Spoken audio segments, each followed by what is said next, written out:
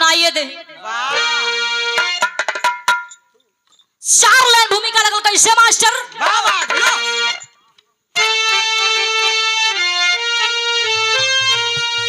तो प्राण से बढ़ के प्यारा वतन है मेरा, मरना मिटना भी आता सदायान पर। कहीं झुका दे मुझे ऐसा होगा नहीं, खींच देंगे लकीर हम चट्टान पर। क्यों चलाते हो धोखे से बम गोली? लड़ना है तो लड़ो सामने से तू फाड़ देंगे तेरा जिस्म, फोड़ देंगे तेरी आंखें। अगर देखा तू भारत पे आंखें उठा।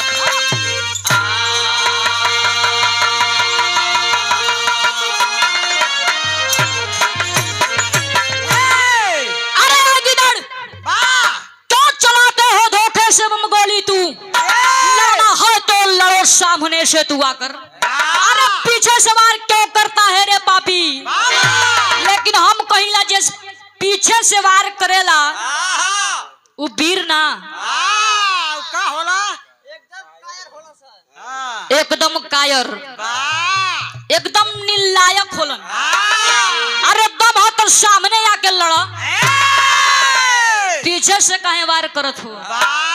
दम नहीं के का भाई? कभी यहाँ एक लाइन कव्वाली का टुकड़ा लगल।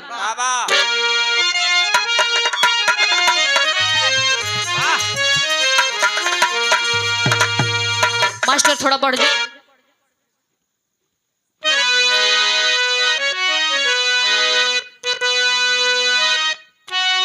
वाह,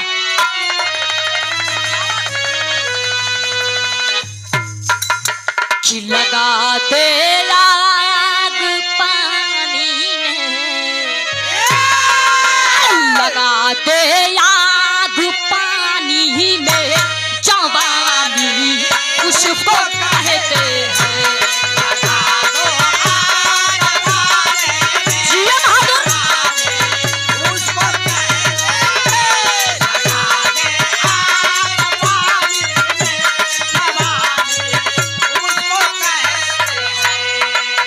लगा दे आग पानी में, अरे जवानी उसको कहते हैं। लुटा दे बाप की दौलत, लुटा दे बाप की दौलत, फुटानी उसको कहते।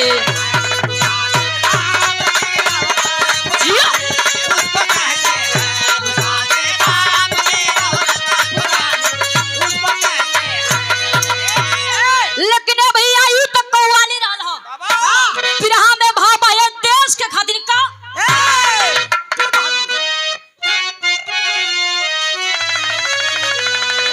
अरे तिरंगा शान है मेरा, तिरंगा शान है मेरा, छुपा दे किसमें पानी।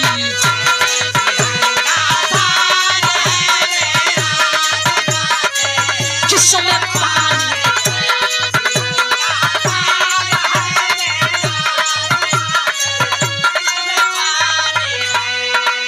अरे तिरंगा शान है मेरा, झुका दे किसमें पानी है।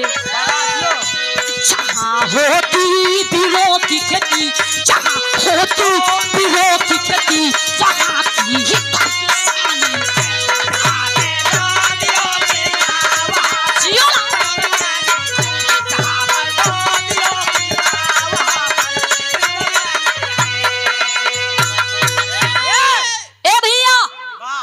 से हमरे कहानी शुरुआत हो गई। कहानी कहाँ के बा, कैसन बा, के करबा, आई आप लोग की बिरहा में सुनने के मिली।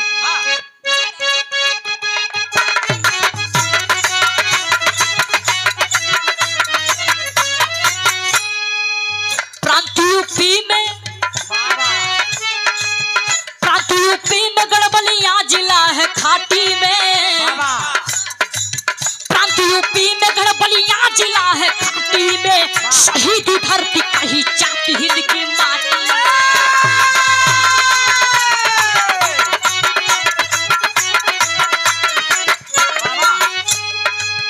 उसी के अंतर्गत उसी के अंतर्गत अखार एक गाँव रहा, उसी के अंतर्गत अखार एक गाँव रहा, रमाश्र गुप्ता का बना वही काम रहा।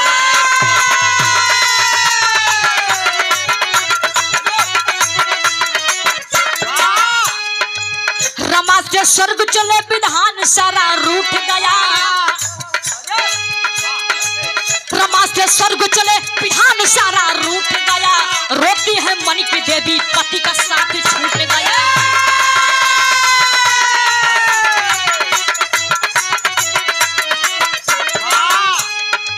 रमाश्र का लाल,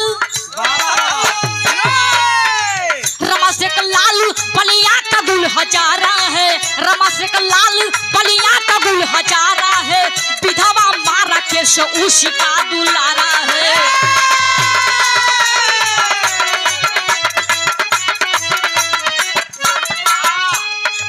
रहे गरीबी, रहे गरीबी आइले मामा घर ललनवा हो, रहे गरीबी आइले मामा घर ललनवा हो, कैले रामेश्वर गुप्ता लाल के पलनवा।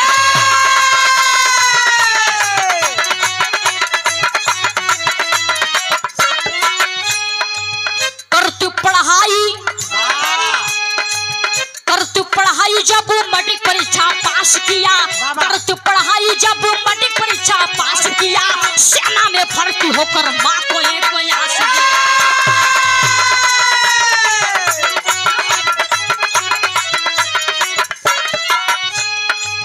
ट्रेनिंग करने जब उधमपुर में जाता है,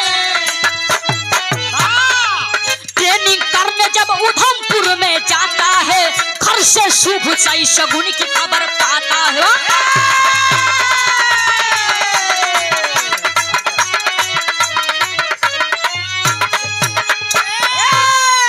ए भैया बिरहा तनी गौर से समझी जा। प्रांत यूपी में गढ़बलिया जिला, उसी के अंतर्गत एक छोटा सा गांव, जौने गांव का नाम बतावल गई अखार गांव। वही गांव का रहे वाला रमाश्र गुप्ता, पत्नी का नाम मनकी देवी बतावल गई। दोनों प्राणी के बीच एक बेटा, जौने बेटा का नाम बतावल गई राकेश गुप्ता। धीरे धीरे कुछ दिन बीतत बाए भैया, एकाएक रामेश्वर गुप्ता की मौत हो गई। रामेश्वर गुप्ता ये दुनिया के छोड़ के चल गई। मनकी देवी उनकर पत्नी दाह संस्कार के जब खाली होते तो गरीबी में दिन कटते भैया। अपना बेटा के पढ़ावे लिखा भर रुपया ना रहल,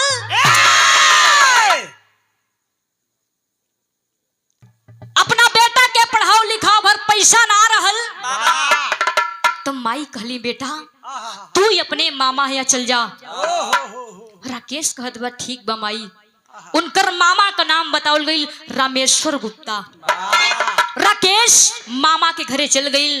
उनकर मामा पाल पोस के बड़ा कैलन हो।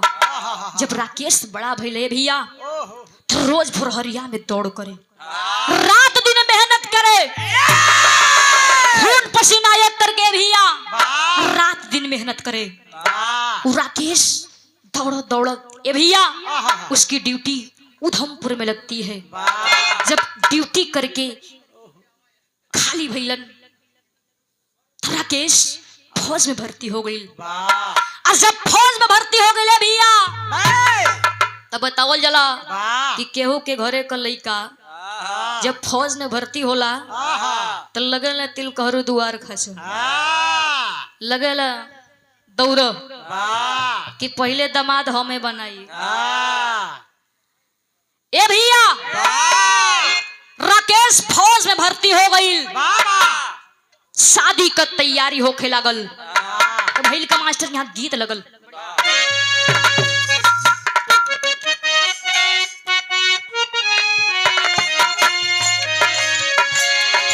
बड़ा सुंदर गीत हम बताइला कि जवन गीत बा अमर बा। इस बिरहा जगत में ऐसा कोनो कलाकार ना हो कि ई गीत के ना डले हुए हैं। कोनो दुल्ही को नवे नवे शादी भइल बा सुधीर जी कोनो दुल्ही का नवे नवे शादी भइल बा जब अपना ससुराल से नैहर गई उनकर सखी सलेहर पूछा तने का हो सखी ससुराल में कैसन बीतल हो दुल्हिया बताओ दिया कुल तो ठीक बा लेकिन राजा गइलन तो गइलन हाई दिलवो बोतल में भर के लेके वो दुल्हिया बड़ी वियोग में बिया कहे का मास्टर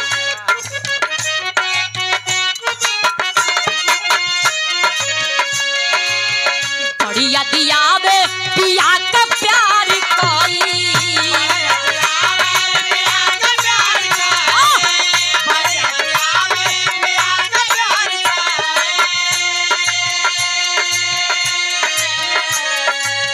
रतिया त रतिया पहाड़ दीन भाई रतिया त रतिया पहाड़ दीन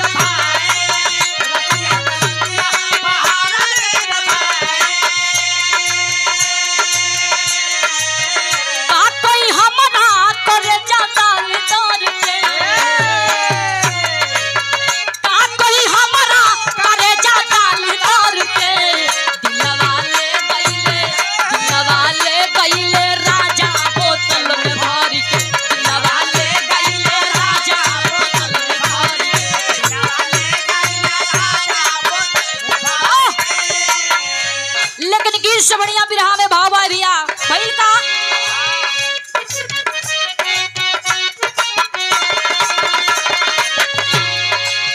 भर्ती भइले राकेश तिलक हरुआ रे द्वारे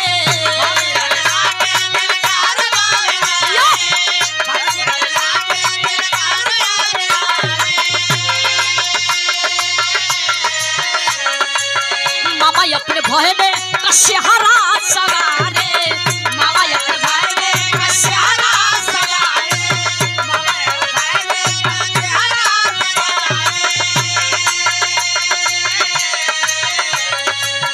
खुश भइल माई कछतिया दूनी दून के खुश भइल माई कछतिया दूनी दून के घर में आ गईली घर में आ गई पूनम दुल्हन चुन के घर में आ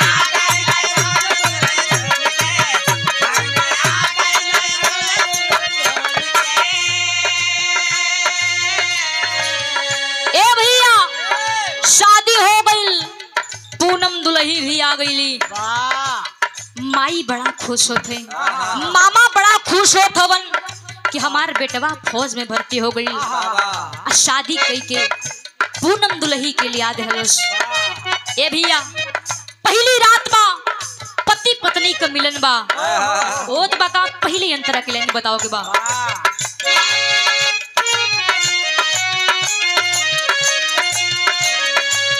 रतिया सुहागवाल भइली दिदरिया रतिया सुहागवाल भइली दिदरिया चाचा जी के चौड़े में रतिया सुहागवाल भइली दिदरिया रतिया सुहागवाल भइली दिदरिया रतिया सुहागवाल भइली दिदरिया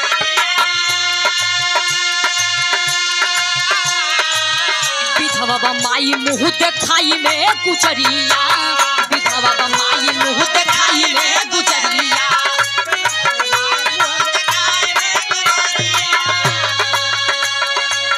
करिया सेवकाई माई कहरा दुख सुन के करिया सेवकाई माई कहरा दुख सुन के घर में आ गई पूनम दुल्हन चुन के घर में आ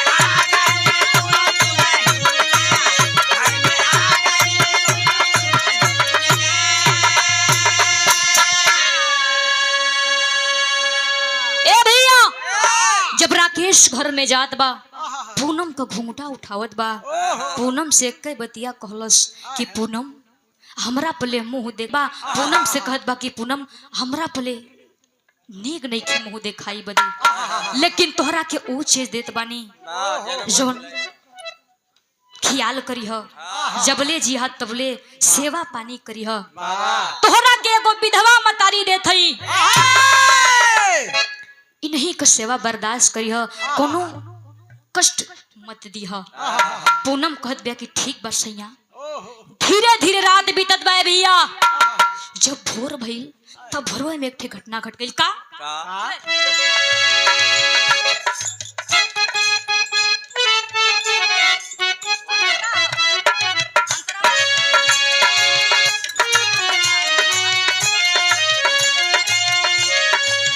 भोरवे में आइल उनके यूनिट से खबरिया।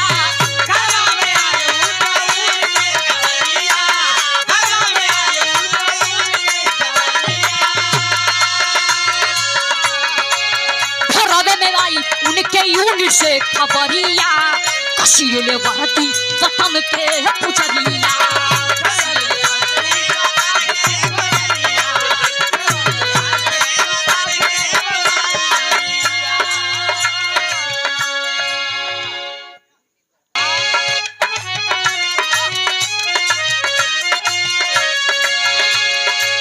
घरवे में आइल उनके यूनिट से खबरिया कसीले वरती वतन के पुजरिया।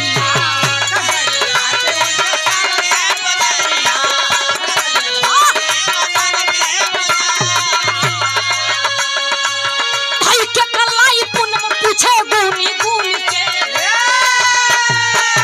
भाई के कलाई पूनम पूछे गुनी गुनी के। घर में आ गई पूनम दुल्हन चुन के। घर में आ गई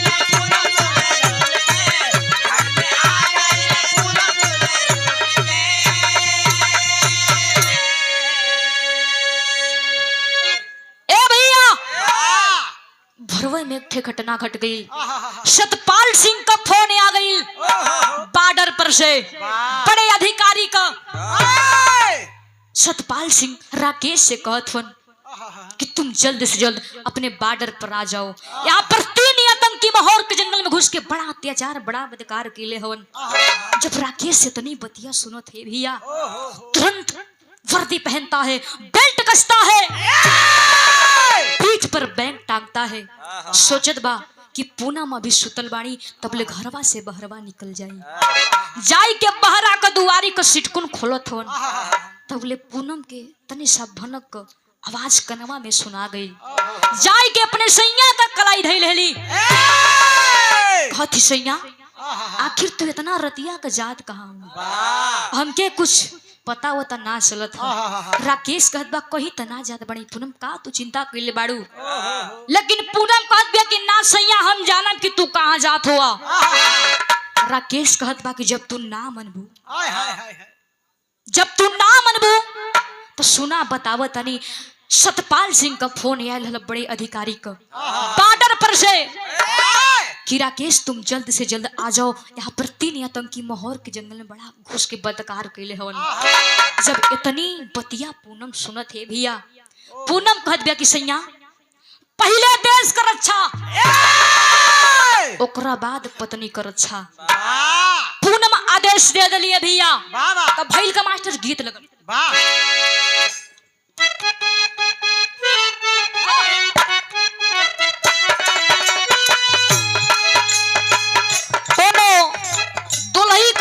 चढ़ल भरल जवानी में छोड़ के झरिया चल गई।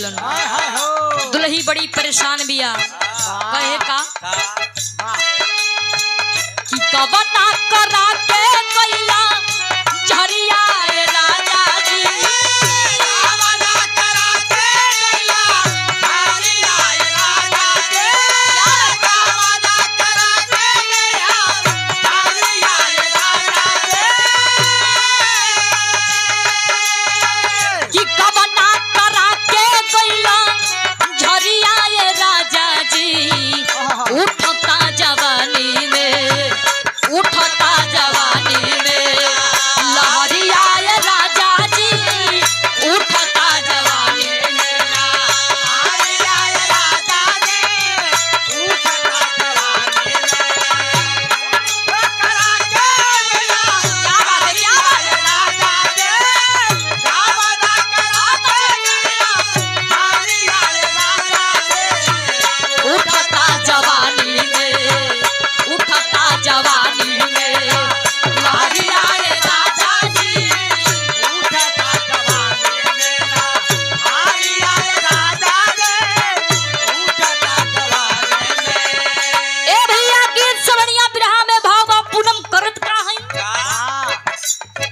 कि आरती उतारली मैया नवाय भाई हो आरती उतारली मैया नवाय भाई हो आरती उतारली मैया नवाय भाई हो कि आरती उतारली मैया नवाय भाई हो चलल बा फौज की ओर चलल बा फौज की ओर जवानवा ये भाई हो चलल बा फौज की ओर भाई हो भाई हो ए भैया पूर्ण में आरती उतारत बाणी अपने सैया जी को वाह लेकिन अंतरा के लाइन में का बताउल गई कि माई कहेली रखिया दूधवा कमान हो माई कहली रखिया दूधवा कमान हो माई कहली रखिया दूधवा कमान और ये देखे परम आदरणीय पूजनीय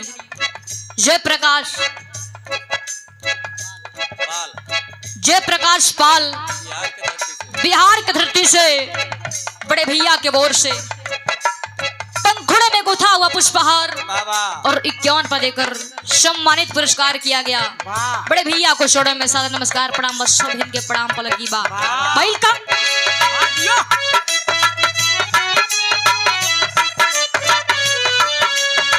कि माई कहेली रखिया दूधवा कमान हो माई कहले रखिया दूधवा कमान हो माई कहले रखिया दूधवा कमान कहेली गुजरिया तोहके सनुरा कयान हो कहले गुजरिया तोरे तेरा कयान हो कहले गुजरिया तोरे तेरा कयान खियाइले उधमपुर में रतनवा ये भाई हो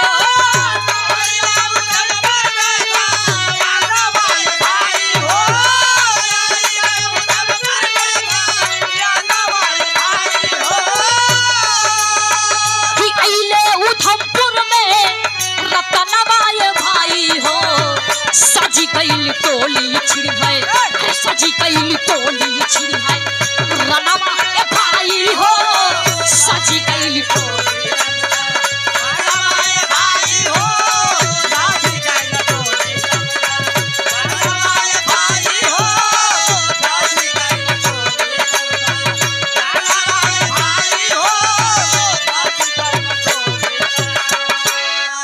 जब राकेश घर में से बाहर निकलत बा माई कथी बेटा ये माई का दूध का मान रखी हो ए गुजरिया का सेनुर का यान रखी हो राकेश उधमपुर में चल गए भैया जब राकेश उधमपुर में गइल बा तो भैल का मास्टर यहाँ गीत बदल गई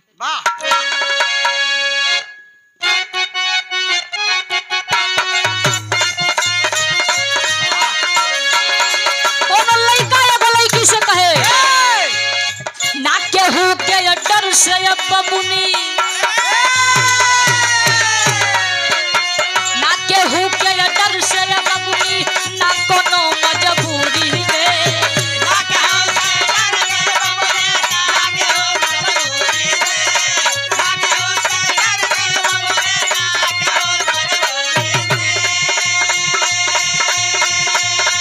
ना केहू के डर से अब बबुनी ना कोनो मजबूरी में ए बबुनी हम कही देत बानी प्यारी करब भोजपुरी में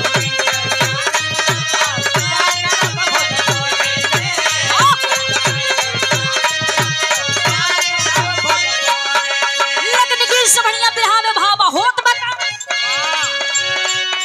10 फौजी ने काहे एगो टोली 10 फौजी ने काहे एगो टोली संग पाल सिंह तुरंत क्या बात है?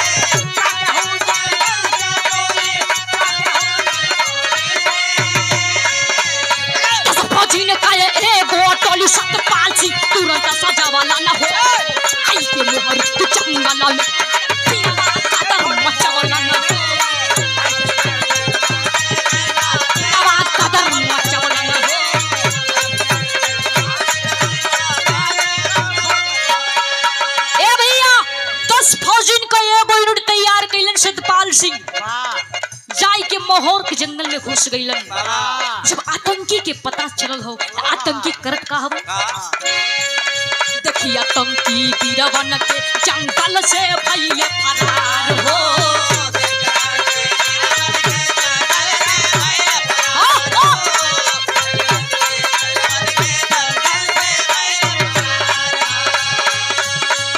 मोहाली गाँव के एक घरवा में छिप गइले पत्थर हो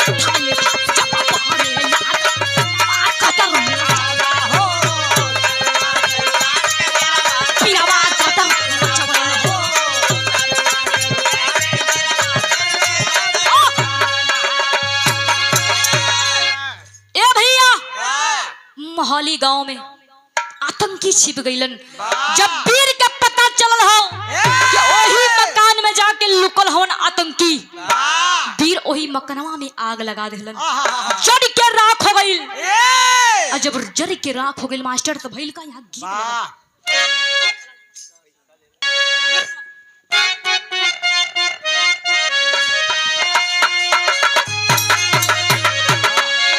की बारी उमर कमर लचकनिया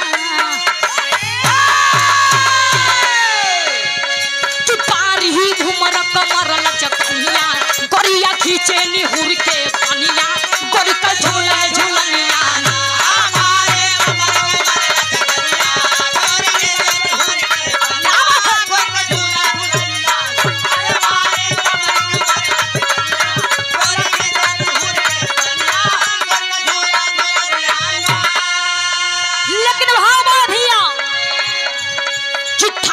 जैसे शिकारी बहेलिया किताबे जैसे शिकारी बहेलिया वैसे कर जाए पूरा टोलिया तब चल गोलिया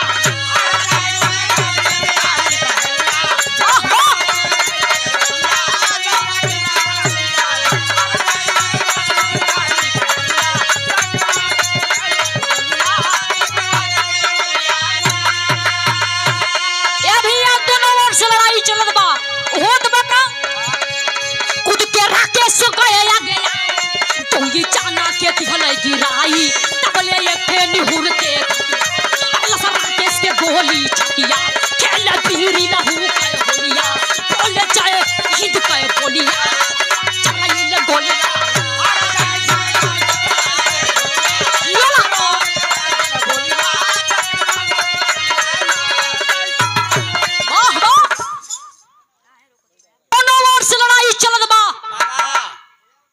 भैया तने शांति बनावा जा काहे हल्ला करत खत्म हो जी तो हल्ला करिया जा दोनों ओर से लड़ाई चलत बा भैया राकेश दो आतंकी के मार के नीचे भैया गिरा देलस लेकिन वही में से एक थे आतंकी निहुर के गोली चला देले सो भैया जाय के राकेश के छाती में लग गई राकेश जमीन पर गिरल बा खून का धारा चलत बा सतपाल सिंह उनकरा के उठा के लेके गए हवन तो भैल का मास्टर टेरी का भाव लगा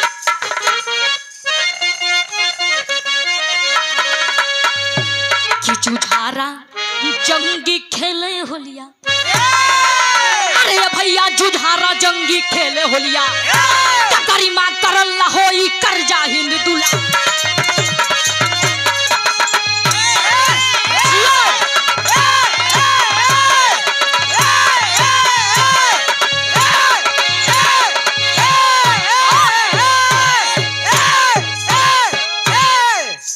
जियो राजा वाह वाह।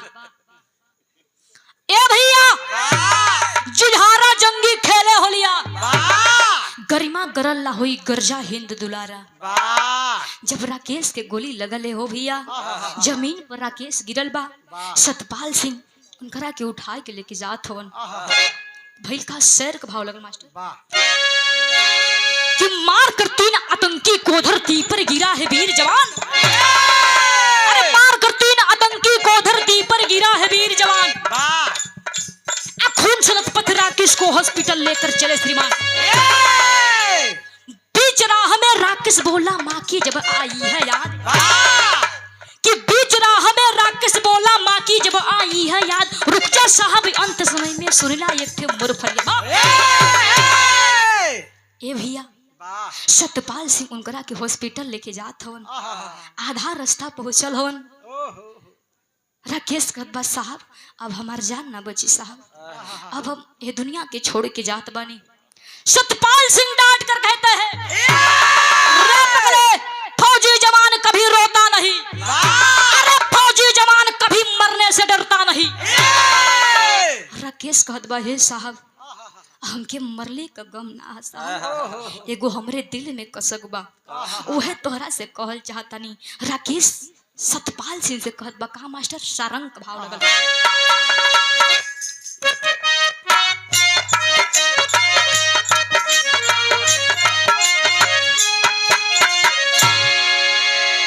कि नायक से फौजी कहे अखिया से नीर बहे। नायक से फौजी कहे अखिया से नीर बहे। मुअले के गमना सरा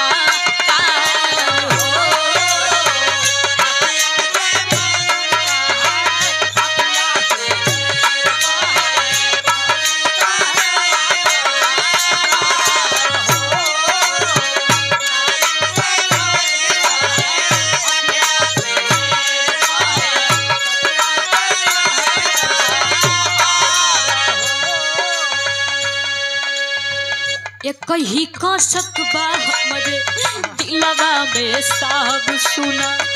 कहीं का सकबा हमरे दिलवा में साहब सुना।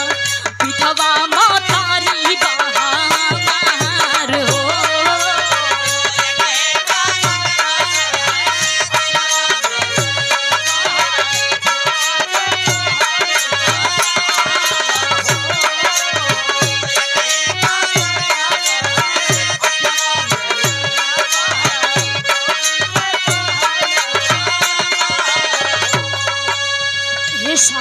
तू कहत हो ना कि फौजी जवान कभी मरता नहीं फौजी जवान कभी रोता नहीं। हम रोवत ना है ये साहब हमके तो रोवाई ओ बात पर आवत बा कि हमारे गुमाई विधवा बिया। हमार बाबू हमरा के बचपन में छोड़ के चल गइलन। हमार पालन पोषण हमार मम्मा कैलन। हमारे माई के कुछ जिए का आधार दे दिया। इतना ना ये साहब औरी आगवा सुना और ये देखे सही उरा केस और का कहत बा आगे। 4 दिन काया इलिया बई अमरी दुलैया। 4 दिन काया इलिया बई हमारी दुलैया। जोही हमारी रहिया निहार।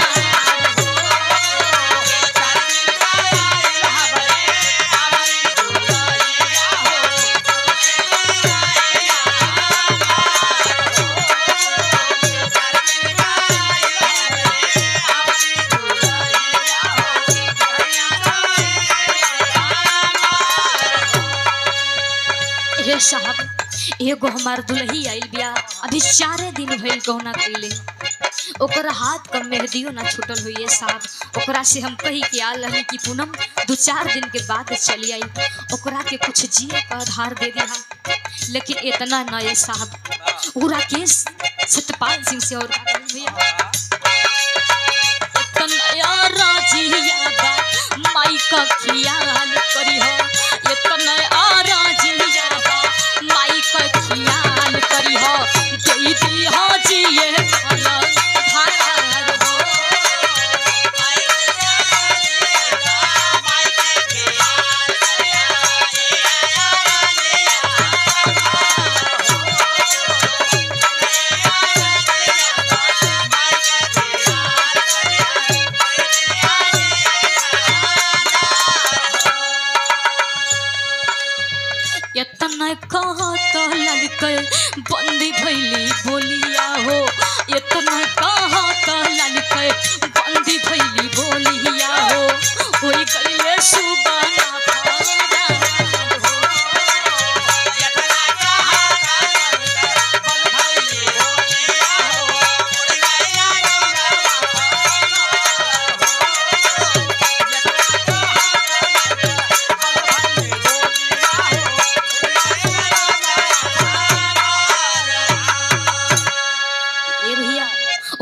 पुलिस साहब से कही के इतने बात कही के ये दुनिया के छोड़ के चल गई, ये दुनिया की छोड़ के अलविदा हो गई भैया। सतपाल सिंह घरमा फोनवा लगावत फोन फोनवा के उठावत मास्टर पपट का लाइन लगत।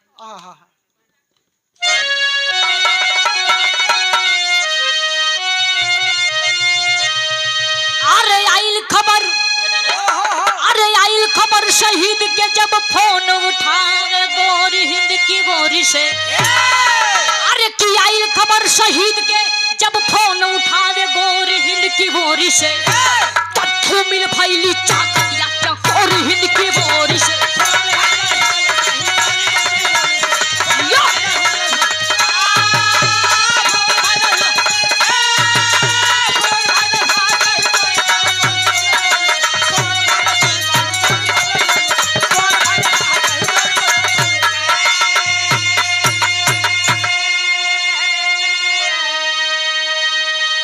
कि पूनम के हथवा से मोबाइल छूट के गिरी गईली हो। रहली बौरहिया माई सुन के पागल भैली हो। अरे 2 दिन बाद, अरे 2 दिन बाद आइल लाश सब बहावे लोरी हिंद की बोरी से। तत्थू मिल फैली चाकतिया चकोरी हिंद की बोरी से।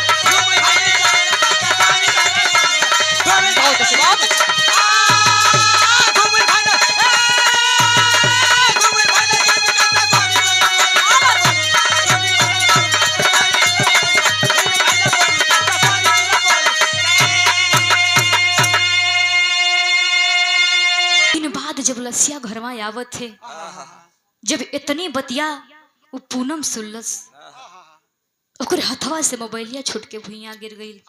माई सुन के पागल बौरहिया हो गई। जब लाश घरे आवत बा, लोग देखत बा, गांवपुर के लोग आई के जब जुटल बा दुआरी पर, माई दिक्कत ही बंद ताबूत में भैया आंख से झरझर झरझर आंसू गिरत बा। जाय के वही तबूतवा पर गिर गईली। आ गिर के रोवत बाड़ी बिलखत बाड़ी भैया। तो भैल का मास्टर आला का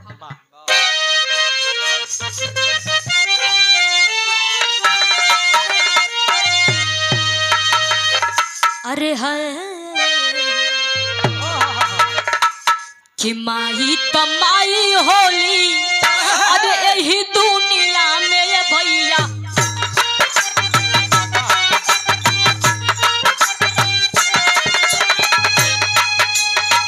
जमन हो कहाली जग में मामा का पूजा।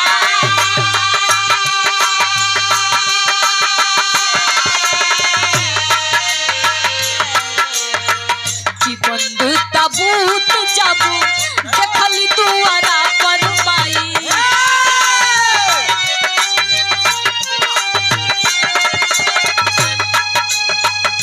गिरी के धरती पर खई पछा।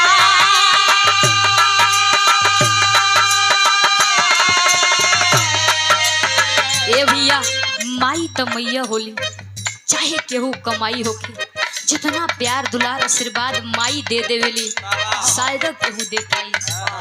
माई वो लसिया को पीट पीट के अपन हथवा रोत थी, चिल्ला थी ओ भैया। आ कहे का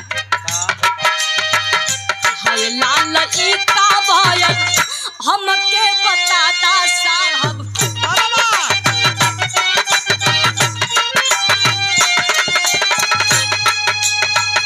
कहाँ बारा केस बोला टुआरा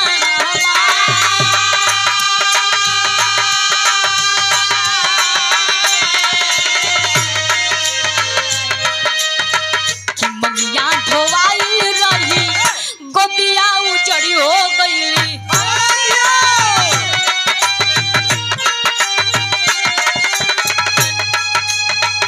टूट गई बुढ़ैया का हमरे पतवा।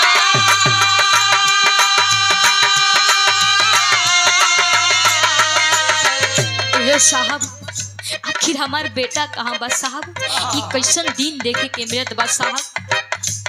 बचपन में तो मांग धोवाइए गए, लेकिन आज गोदियों उजड़ गई।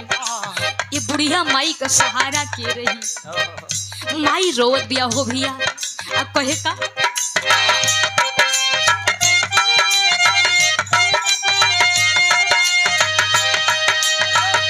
केहू तो देखा देते एक बार लाला का मुहवा हमरे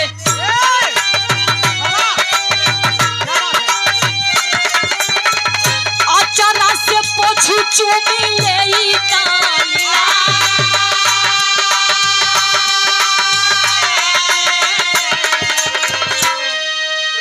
ये भैया माई रोवत थी बिलखत थी। सतपाल सिंह से कहती है साहब इकुल का दिन देखे के मिलत बा। रोवत रोवत कहती कि हमरे बेटा का केहू चेहरवा देखा दे तो अपने अचरा से ओकर लीलार चुम ले ही। इतना में ए भैया के आवत बा सदर का भाव लगत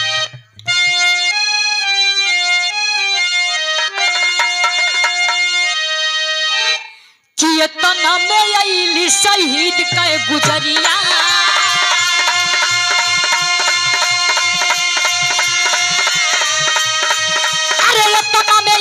शहीद का गुजरिया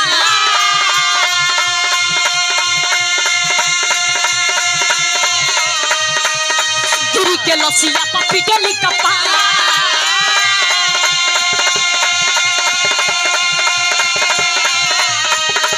एक बार मुहवा से बोली दा सजनवा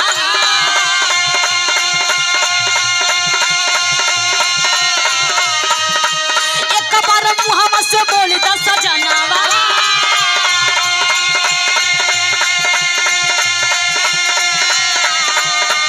जौन हमारा से कहूला करा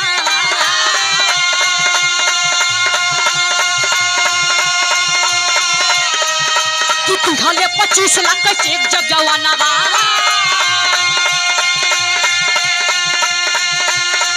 अरे दिहाले 25 लाख का चेक जब जवाना बा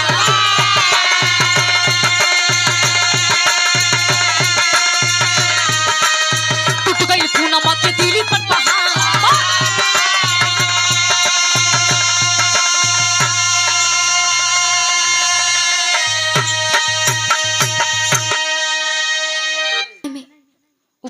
दुलही आवत बाड़ी अपना सैया जी का चेहरा निरेखत थे। सतपाल सिंह से पूछा थी कि साहब आखिर को का दिन देखे के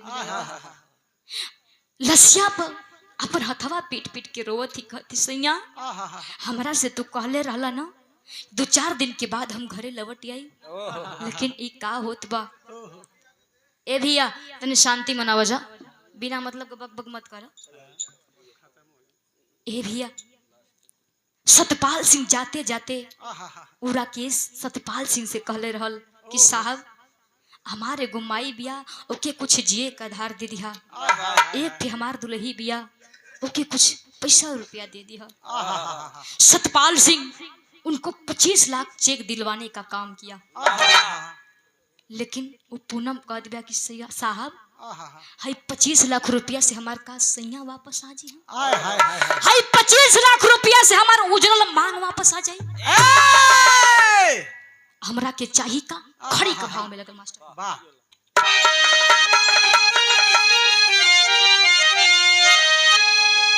मास्टर तनी बढ़ जा अरे लूट गइल मानी के अरे लूट गइल मानी के सिंगरवा के सहारवा होई अरे तो लूट गइल मानी के सिंगरवा के सहारवा होई तो साहब बोला कैसे रुपया से गुजरवा होई।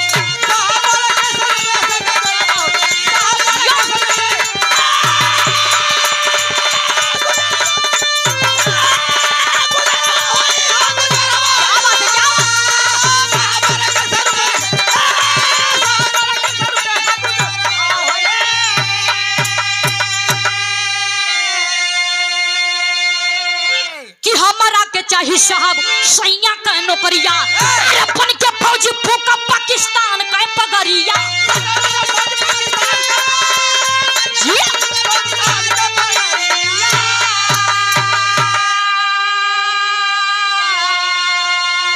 कि विधवा माई का है विधवा दुलरवा होई अरे विधवा माई का है विधवा दुलरवा होई तो साहब बोला कैसे रुपया से गुजरवा होई।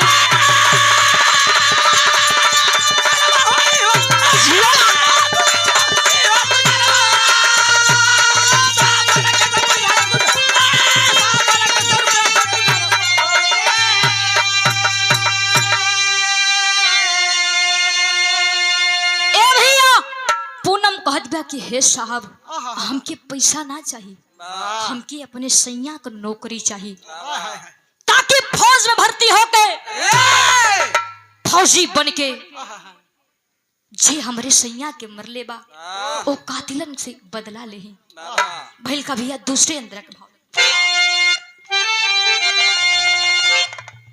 कि किए फरमान जारी पूनम नौकरी जहिए पाई अरे देई के सलामी होके फौजी का विदाई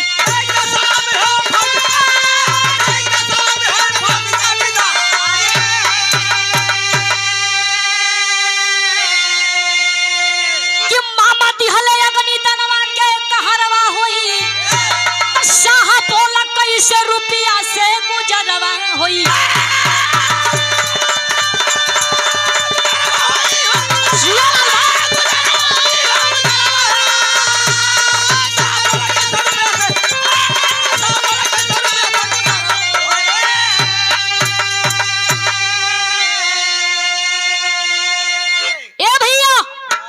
बड़े अधिकारियों के पास खबर जाती है पूनम की नौकरी मिल गई। अब मामा अग्निदान खैलन ग्राहक हमारे आखिरी लाइन बा खराना का परिचय बताओ तो बका कि जय जखाड़ गुरु जद्दू लौटन प्रसिद्धन स्वर्ग के वासी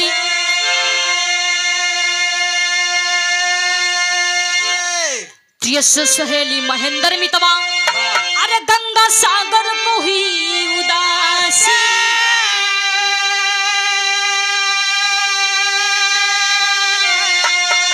अरे जुझारा जंगी खेले होलिया भैया जुझारा जंगी खेले होलिया खुशी ऋषिकेश ने दाव से सबको मारा